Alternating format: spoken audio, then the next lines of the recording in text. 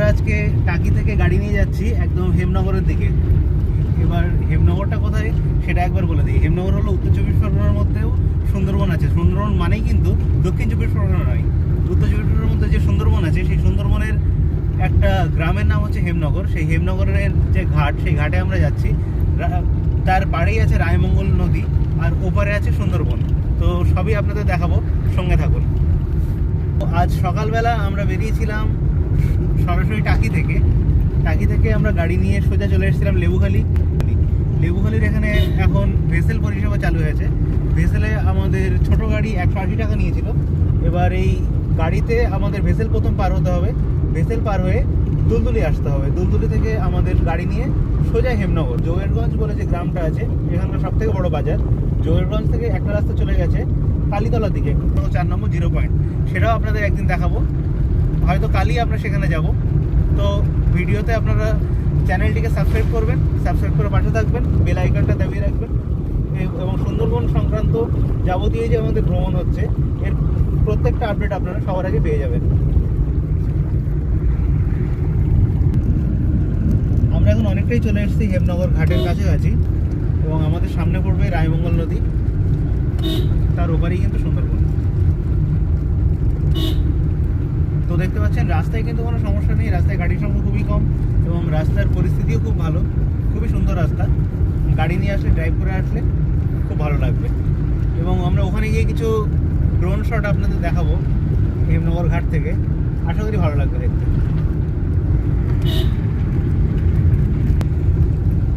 সুন্দরবনের drone video কিন্তু ইউটিউবে খুব একটা বেশি নেই, খুব একটা বেশি কি আমার চোখে তো পড়িনি সেরকম। তো সুন্দরবনকে উপর থেকে পাখির চোখে দেখতে কেমন লাগে সেটা আমাদের এই চ্যানেলেই হয়তো দেখা যাবে, মানে প্রথমবার বা অন্যতম প্রথমবার। আশা করি দেখতে সবারই ভালো লাগবে। এবার আমরা যে বাজারটাতে ঢুকছি, এই বাজারটার নাম হচ্ছে হেমনগর চৌমাথা। এটাই এই গ্রামের বলতে গেলে শেষ বাজার জোয়েরগঞ্জের পরে। এবার এই হেমনগর চৌমাথার পর আর কিছুটা গেলে হেমনগর ঘাট পড়বে।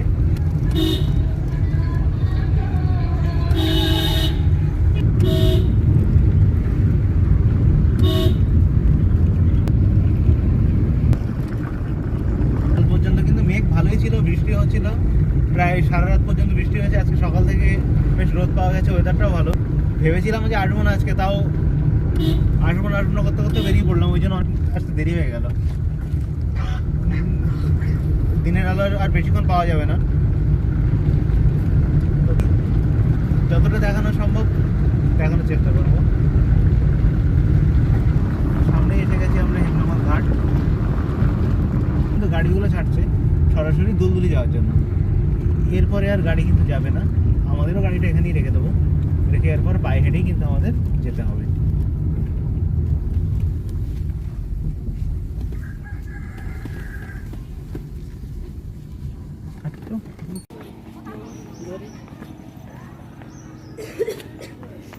এই হচ্ছে হেমনগর ঘাট, সামনেই রায়মঙ্গল নদী আর ওপারেই হচ্ছে সুন্দরবন।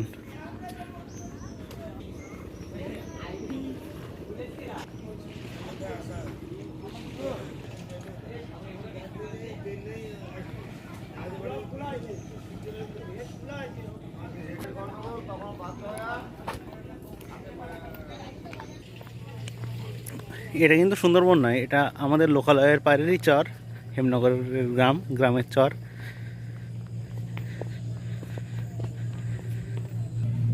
সুন্দরবনের কাদামাটির জঙ্গলের যেমন শ্বাসমূল সব দেখা যাচ্ছে।